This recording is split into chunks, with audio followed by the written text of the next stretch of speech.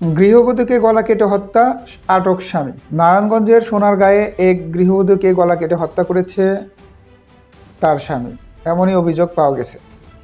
এই ঘটনায় নিহত স্বামী আদিলকে জিজ্ঞাসাবাদের জন্য আটক করেছে পুলিশ। বুধবার ২৬ নভেম্বর দুপুরে উপজেলার মোগরাপাড়া ইউনিয়নের কামারগাঁও এলাকার র্যাংস ফ্যাক্টরির আবাসিক কোয়ার্টার থেকে রিয়ার মরদেহ উদ্ধার করা হয়। স্থানীয় সূত্রে জানা যায়, নিহত রিয়ামণি জামালপুর সদর চুনুটিয়া গ্রামের হালিম মণ্ডলের মেয়ে।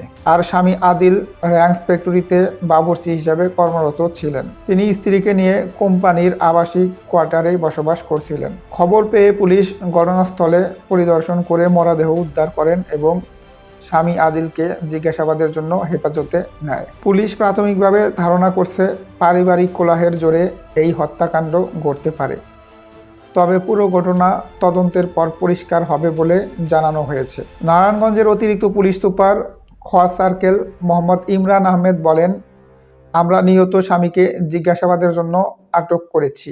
তদন্ত শেষে বিস্তারিত তথ্য আমরা আপনাদেরকে দিতে পারব।